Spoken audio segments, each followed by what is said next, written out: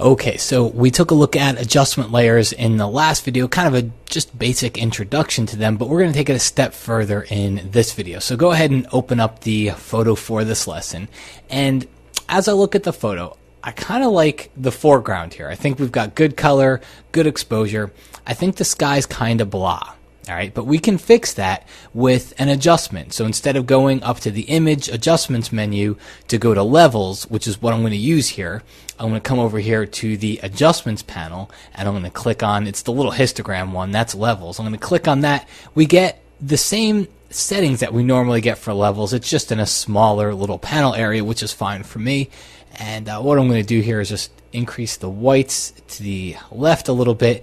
I'm going to bring the blacks to the right, and then even bring in that middle gray slider toward the right just a little bit. All right, and let's take a look at our little eyeball icon. This is before, and this is after. So what I like here is what we've done to the sky. I like the adjustment to the sky. What I don't like is that it's darkened everything in the foreground. I'm not really crazy about that. Well, if you've noticed, adjustment layers have this little white thumbnail along the right-hand side of them, right? This is called a mask. It comes with an adjustment layer.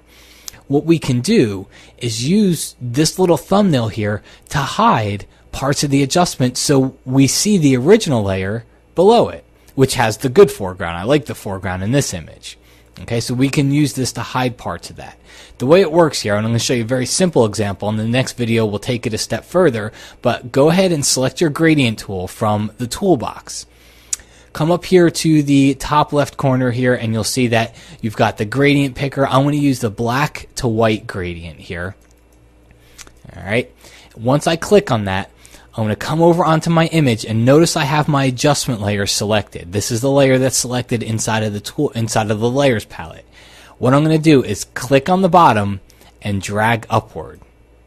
All right, see what's happened there? Now what I didn't do, let's click on the background layer. This is what I did not do. I didn't create a black and white gradient on the photo, but what I did do by having that adjustment layer selected is I created a black to white gradient on that little mask that comes with the adjustment layer. So what's this telling us here? It's telling us wherever there was black on this little mask here, we're seeing through to the layer that was underneath it. Take a look, before, after. This is how we can get the best of both worlds here, because now I'm able to keep the original foreground area from that original layer, but I'm also able to take advantage of my levels adjustment layer, which gives me the nicer sky. And that was just by dragging a gradient. So if you've ever got anything with a fairly straight edge in it, a gradient's going to come in really handy. Just remember the key here. You can use that black to white gradient and just drag it in the direction that's going to give you black over the area that you want to see the layer under it. So I wanted to see the layer under on the bottom here. So that's why I dragged the black from the bottom upward, and that's where the black is over. And we can take this a step further. I can go back to my adjustments panel and I can add a vibrance adjustment layer, which is going to help us with the sky as well. There's another little setting inside of this adjustments panel. See these two little circles? Let me zoom in for you.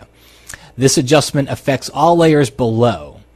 All right. If I click on this, watch what happens. See how the adjustment layer kind of gets nudged over to the right? What's really going on here is now as I start to increase the vibrance, see how I can pump some more color into that sky? I can even increase the saturation. I can do the same thing. It's not affecting the layer, the entire photo. It's only being restricted to the layer which is right below it, and the layer right below it is only affecting the sky. Remember this levels layer, we hid the effects from the foreground. Okay? Just to contrast that, let me show you what happens if we turn this option off. See how it affects the whole photo? Take a look at the foreground. This is before, and this is after. It makes everything too hot down here, and that's not good for this photo. But if I make it only affect the layer below, I'm keeping it from affecting this part of the photo, the foreground area, which I think looks good, and I'm having this just affect the sky area. Now, if you're asking yourself, and I know this question is coming up, okay, this is cool, but you know what? Not every photo I have has such a good defining point, you know, and even this photo is not perfect. All right. We used a gradient and it happened to work okay here, but it kind of could be better because if you look before and after here, let's turn off vibrance. That's before, that's after. The dark sky is still affecting some of the trees over here. So the next question is, how do I get this to not affect the trees over here? Because if I use a gradient, and it has to be, well, that's what we're going to take a look at in the next video.